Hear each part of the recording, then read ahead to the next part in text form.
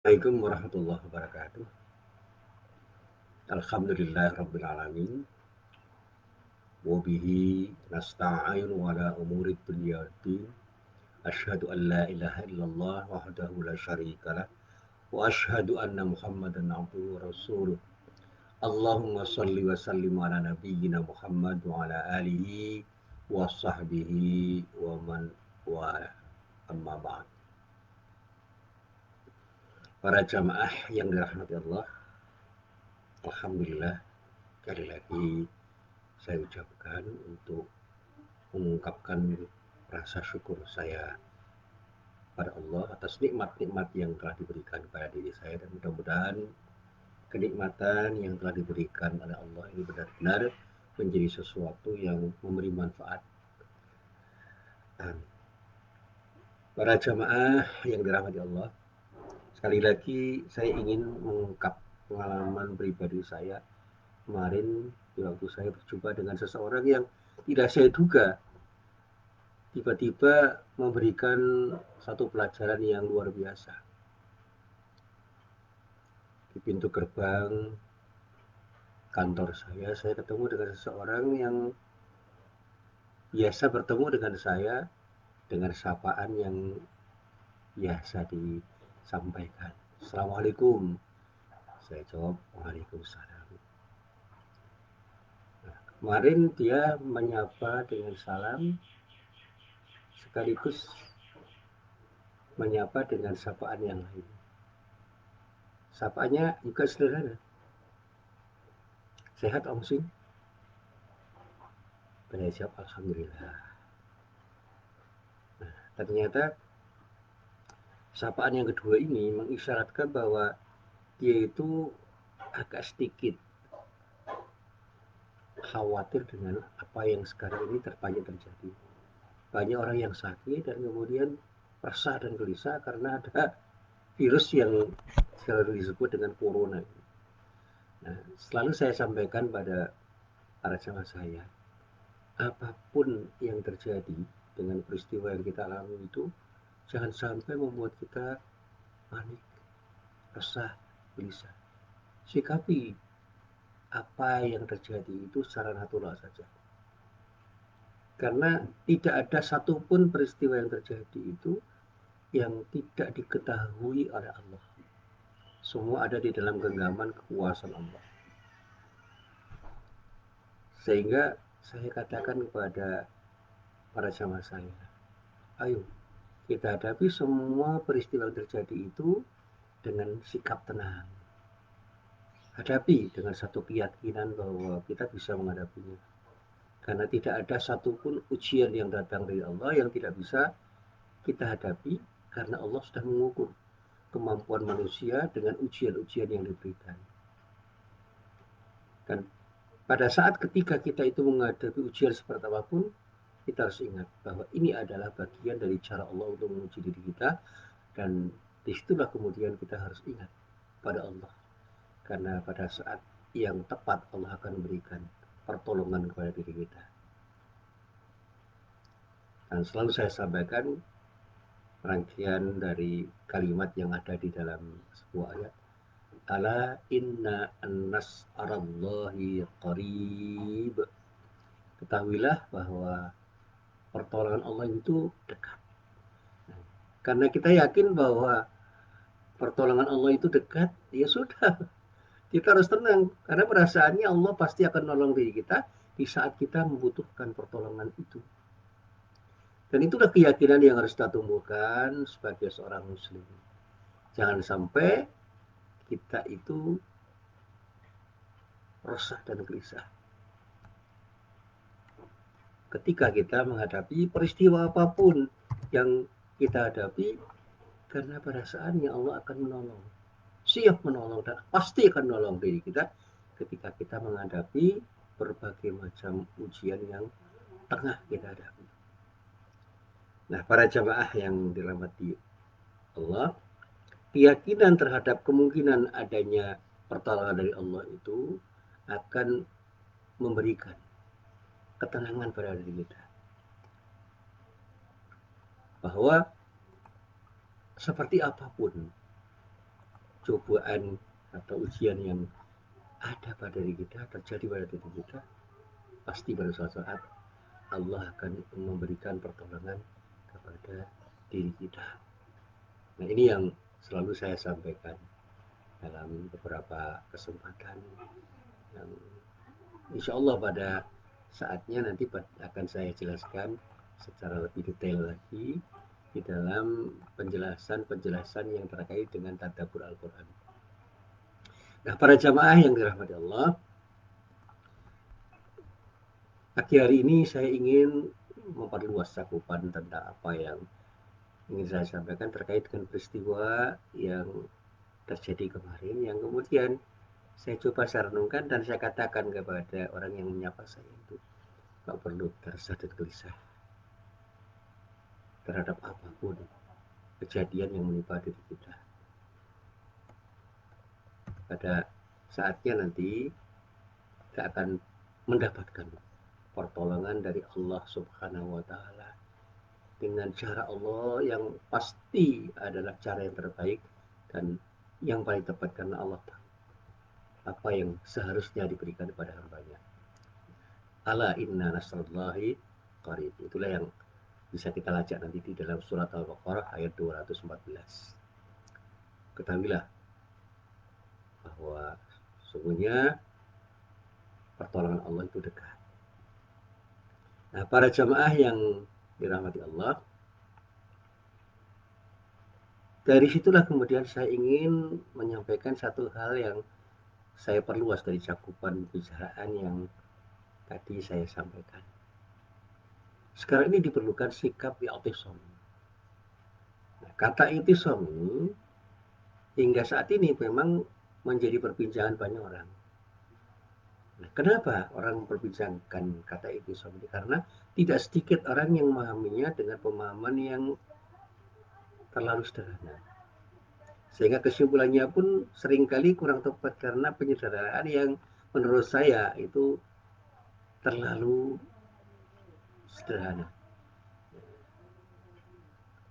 Saya katakan bahwa penyederhanaan itu penting, tapi jangan sampai kita terlalu menyederhanakan persoalan.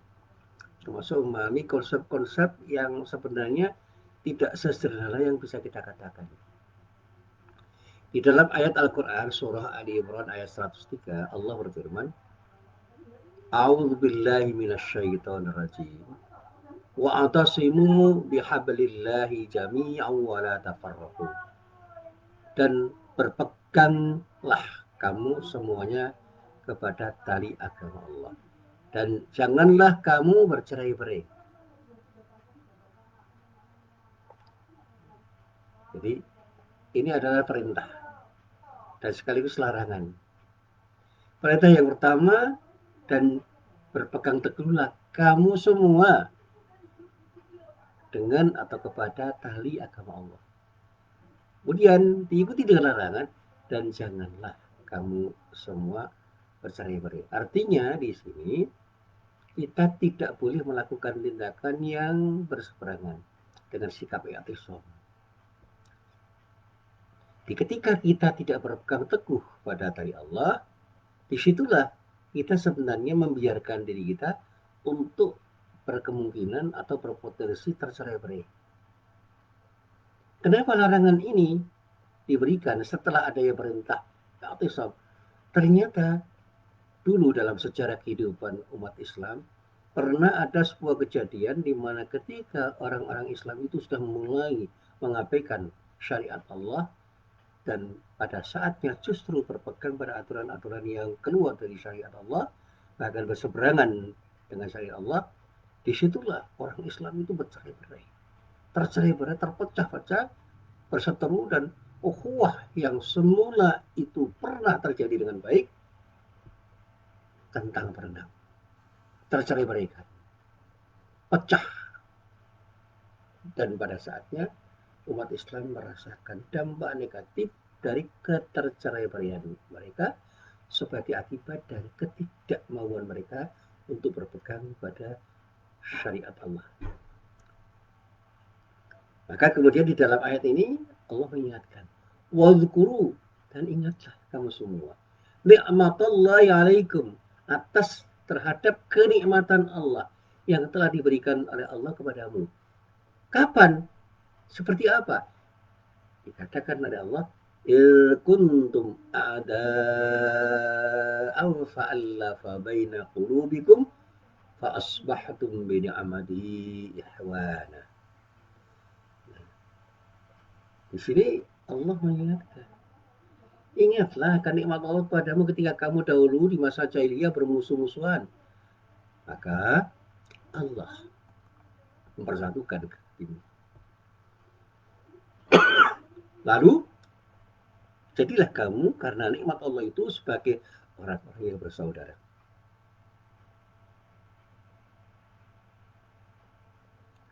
Lalu dijelaskan wa kuntum ala syafa hufratin minan nar.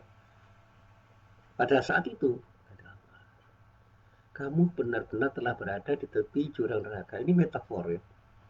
Di tepi jurang neraka itu artinya di tepi kehancuran. Di tepi di mana kamu akan masuk dalam kemadharatan yang luar biasa. Karena keterceraian kamu, karena kamu tidak mau bersatu, karena kamu berseteru satu sama lain sebagai akibat dari diri kamu, dirimu semua ketika meninggalkan syariat Allah.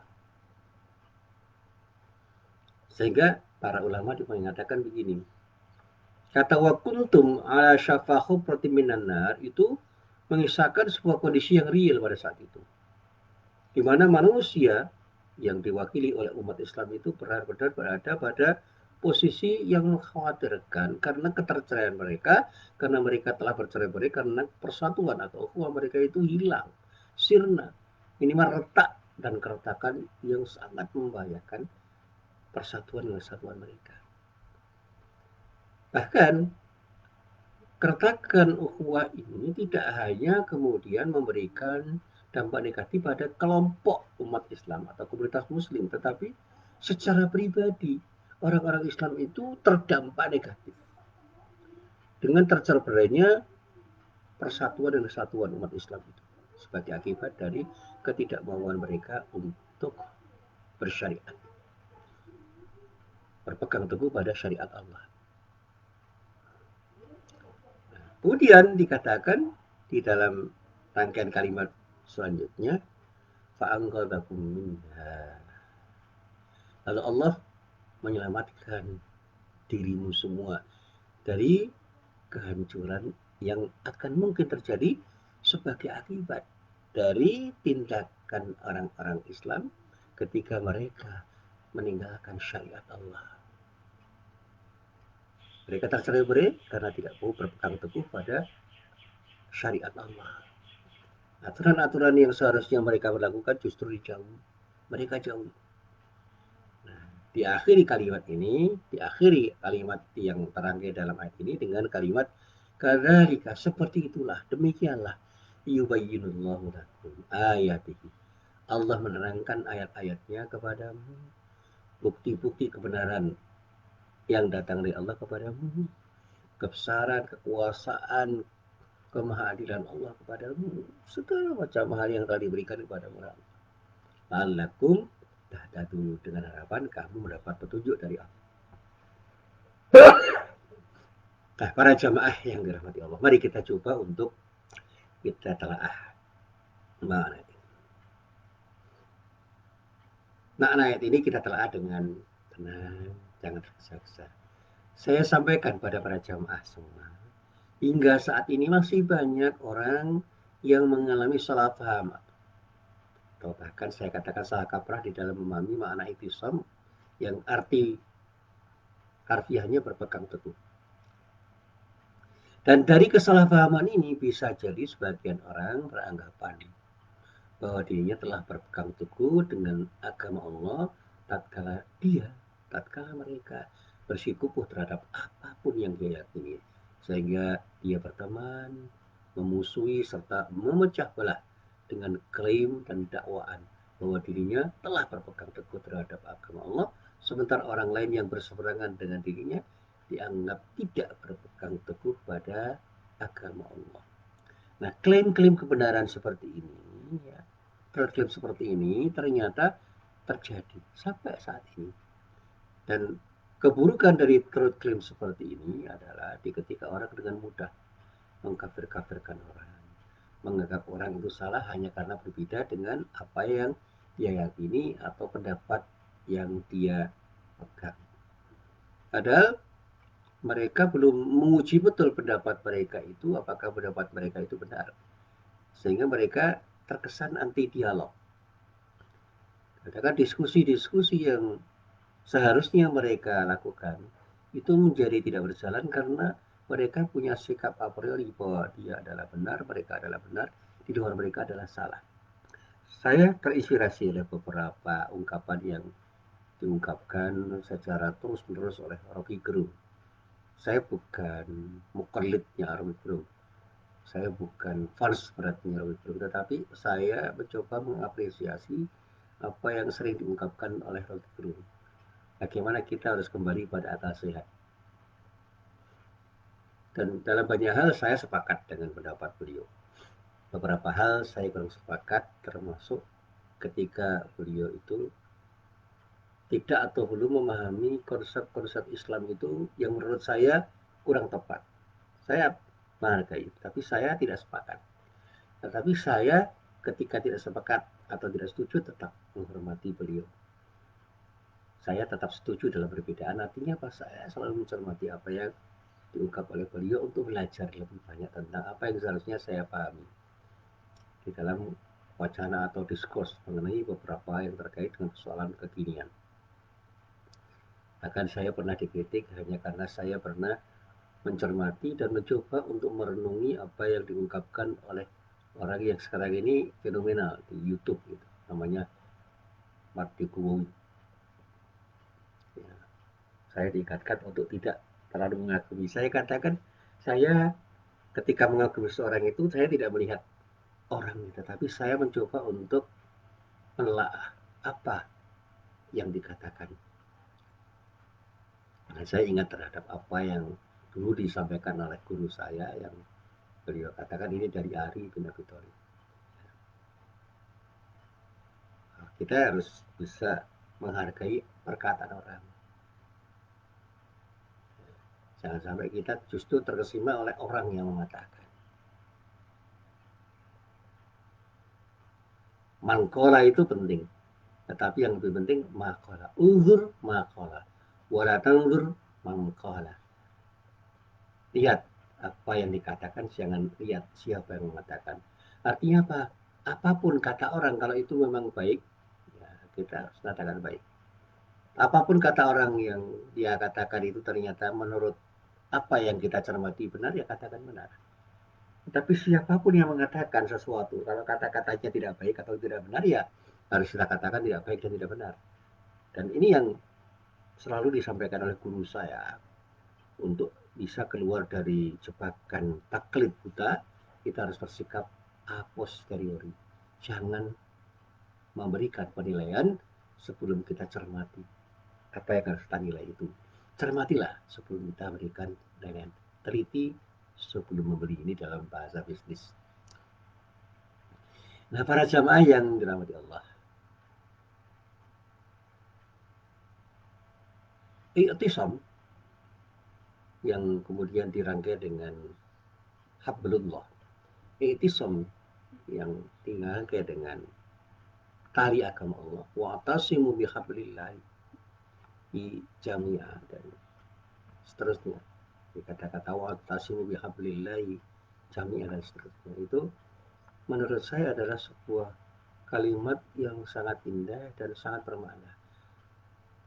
Maknanya, manakala seseorang muslim itu melaksanakan apa yang telah dibebankan kepadanya dan meninggalkan apa yang telah dilarang oleh Allah, ya, untuknya, dan yakin betul bahwa itu adalah sesuatu yang harus dia yakini dan dia amalkan, sudahlah.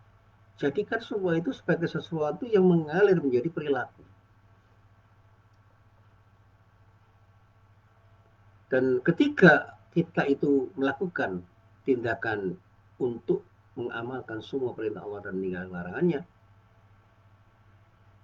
semua ini adalah bagian dari itisam kita, sikap kita untuk berpegang teguh dengan agama Allah pada diri kita.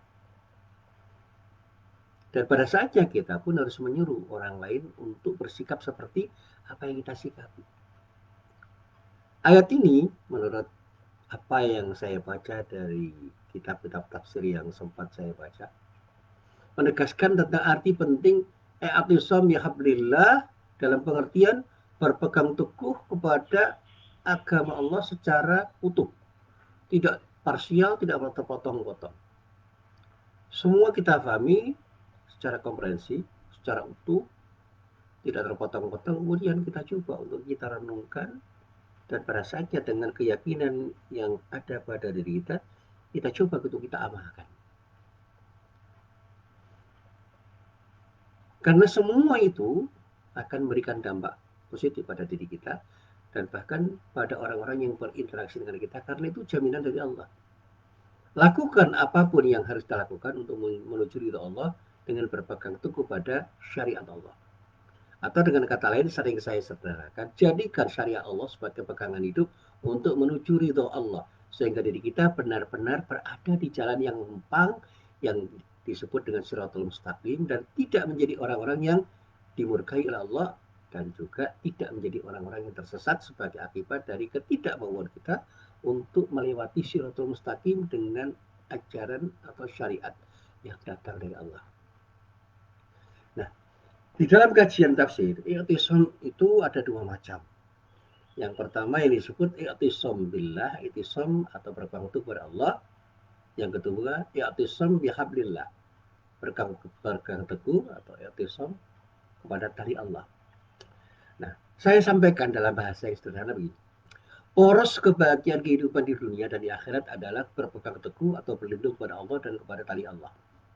Artinya apa? Kita berlindung kepada zat yang punya syariat dan berpegang teguh pada syariat yang diberikan, yang diajarkan, yang disampaikan, yang dipaketkan oleh Allah sebagai zat yang maha benar. Allah maha benar, maka syariat Allah itu adalah sesuatu yang datang dari zat yang maha benar, sehingga kebenaran syariat Allah itu dijamin oleh zat yang maha benar. Ini prinsip awal yang harus kita pahami. Dari yang maha benarlah keluar aturan yang benar, dan kebenaran yang datang dari Allah itu adalah kebenaran yang bisa dipertanggungjawabkan lebih daripada apapun yang kita katakan benar menurut akal pikiran kita sendiri. Sehingga syariat Allah itu menjadi sumber kebenaran yang hakiki, yang pada saatnya kita harus yakin karena ini adalah bagian dari sesuatu yang datang dari yang maha benar. Nah, dulu pernah dalam kajian-kajian yang dibuat ada kata-kata kebenaran dengan K besar dan kebenaran dengan kata-kata kecil. Al-haq, kebenaran dengan kata besar, itu adalah kebenaran yang datang dari Allah. Nah, al-haq itu kemudian melahirkan hak. Hak itu kebenaran yang diinterpretasikan oleh manusia berdasarkan kebenaran mutlak yang datang dari Allah. Sehingga ketika kita bicara Quran, Quran itu adalah kebenaran yang datang dari Allah. Tetapi ketika kita bicara tafsir atas Al-Quran, itu disebut sebagai kebenaran-kebenaran yang ditafsirkan, yang mungkin saja benar, mungkin saja salah. Sehingga Al-Quran sebagai sebuah kebenaran itu adalah hak yang betul-betul hak, sehingga dia dikatakan datang dari Al-Haq, yaitu Allah. Sedangkan tafsir atas Al-Quran itu adalah hak secara relatif, yang dikatakan relatif karena semuanya adalah hasil interpretasi manusia atas kebenaran yang datang dari Allah. Ini kajian-kajian yang dulu pernah saya sampaikan. Tetapi sikap kita seharusnya bagaimana? Ya kita tidak mungkin tidak yakin terhadap Al-Quran sebagai kebenaran yang datang dari Allah. Tetapi begitu kita menjadikan Quran sebagai sumber dari segala macam sumber kebenaran yang kita sampaikan atas dasar tafsir yang dikatakan oleh orang, termasuk yang kita katakan, kita jangan punya klaim bahwa apa yang kita katakan itu maha benar. Sehingga semua yang tidak sama dengan apa yang kita katakan, yang kita benarkan, menurut pendapat kita, itu harus kita katakan mutlak salah. Semua itu relatif. Pada saatnya, dengan sikap seperti itu, kita menjadi orang yang mudah berdialog dengan orang lain, karena kita harus menguji kebenaran yang kita pegang, yang kita yakini, dengan kebenaran yang diyakini oleh orang, dengan dialog yang sehat, terbuka, jujur, berdasarkan akal sehat kita, Dan semuanya kita kembalikan pada apa yang bisa kita rujuk dari Al-Quran. Kembalikan semuanya kepada Al-Quran. Ini kalau kita bahasakan dengan bahasa sederhana. Sehingga ketika kita sudah berpegang teguh pada apa yang kita katakan benar, kembalikan kebenaran yang kita pegang itu kepada Allah dan Rasul-Nya. Artinya apa? Kembalikan semua kepada kebenaran yang memang benar menurut apa yang dikatakan benar orang yang maha benar, oleh yang maha benar. Siapa yang benar maha benar itu Allah. Dan kebenaran yang datang dari yang maha benar itu yang kemudian kita jadikan sebagai rujukan untuk menyatakan sesuatu yang pada saatnya kita yakini benar. Dan kemudian kita diskusikan dengan orang lain untuk menemukan kebenaran-kebenaran yang memang selaras dengan kebenaran yang datang dari Allah Subhanahu wa taala. Dan itulah yang harus kita pegang teguh. Nah, sehingga saya sampaikan tidak ada keselamatan kecuali dengan dua perlindungan ini, yaitu perlindungan kepada Allah dan perlindungan kepada tali agama Allah yang memang datang dari Allah. Berpegang teguh kepada tali Allah artinya berlindung dari kesesatan, sedangkan berpegang kepada tali agama Allah adalah berpegang pada Allah itu adalah berlindung dari kebinasaan. Ketika kita berpegang pada tali Allah, itu artinya berlindung dari kesesatan. Karena apa? Tali Allah itu hablullah, itu adalah agama yang datang dari Allah. Sedangkan berpegang pada Allah, itu berlindung dari kebinasaan. Karena apa? Pada saatnya Allah lah yang akan melindungi diri kita dari kemungkinan kita binasa. Dan disinilah ketika kita berpegang pada Allah dan dari Allah, insya Allah kita tidak akan binasa dan tidak akan sesat selama-lamanya. Itu cara berpikir yang sederhana. Orang yang berjalan kepada Allah seperti orang yang sedang meniti suatu jalan menuju ke tempat tujuannya. Berarti dia membutuhkan petunjuk jalan, penunjuk jalan, dan keselamatan dalam perjalanannya. Artinya apa? Dia perlu rambu-rambu, yang rambu-rambu itu datang dari yang maha benar, yaitu Allah. Pada saatnya ketika orang berjalan dengan rambu-rambu yang datang dari yang maha benar, insya Allah dia akan menemukan kebenaran. Orang yang berjalan kepada Allah berarti orang itu sedang meniti sebuah jalan menuju ke tempat tujuannya yang benar. Berarti dia membutuhkan penunjuk jalan dan keselamatan dalam perjalanannya. Dia tidak akan sampai ke tujuan itu kecuali dengan dua cara ini, yaitu berpegang pada Allah dan berpegang pada tali Allah. Berpegang pada Allah sebagai zat yang maha benar dan berpegang pada kebenaran yang datang dari Allah, yaitu yang disebut sebagai syariat Allah. Nah, adanya petunjuk sudah cukup untuk menjaganya agar tidak tersesat dan sekaligus memberinya penunjuk jalan yang harus dilalui. Begitu pula persiapan, kekuatan, dan peralatan yang dapat melindunginya dari penghalang di tengah perjalanan itu tersedia. Siapa yang menyediakan? Yang maha benar, Allah. Jadi jangan ragu-ragu. Nah sekarang ini orang mencari-cari jalan yang lain. Sehingga justru pada saatnya orang bisa tersesat sebagai akibat dari ketidakmauan mereka untuk meniti jalan yang sudah disediakan oleh Allah Subhanahu wa taala. Nauzubillah min dzalik. Nah, ketika kita berpegang teguh kepada daya Allah, kita diharuskan untuk mendapatkan petunjuk dan keharusan mengikuti dalil-dalil yang telah disampaikan oleh zat yang memberi petunjuk. Nah, sedangkan berpegang pada Allah mengharuskan kita memiliki kekuatan, persiapan dan peralatan serta perangkat yang mendukung keselamatan kita di jalan untuk meniti menuju tujuan hidup kita menurut apa yang telah digariskan oleh Allah. Ini kajian filosofisnya kalau kita mau merenungkan lebih dalam. Karena itu ungkapan-ungkapan para ulama tentang berpegang penuh pada tali Allah, hablum minallah, ini bermacam-macam. Tetapi yang pasti setelah mereka mengisyaratkan kepada makna-makna yang tersirat di dalam ayat ini, mereka punya pemahaman yang substansinya sama. Mari kita coba untuk kita renungkan. Iktisam kepada Allah, berpegang teguh pada Allah itu minimal mempunyai 3 level. Apa yang bisa kita pahami dari 3 level yang diberikan oleh para ulama itu? Iktisamnya orang awam, yaitu mereka berpegang teguh pada apa-apa yang telah dijanjikan oleh Allah dan ancaman-ancaman yang datang dari Allah. Yang kemudian dikatakan mereka itu sedang mencoba untuk bisa taat kepada Allah dengan menaati perintah Allah, lakukan semuanya tanpa kecuali dan menghindari larangan Allah, tinggalkan semuanya tanpa kecuali. Mereka beribadah dan beramal dengan keyakinan bahwa tidak ada yang mungkin dia pegang kecuali syariat Allah. Ini orang awam. Kemudian ikhtisamnya orang yang lebih pandai, yang disebut dengan orang-orang yang khusus, ialah memutuskan.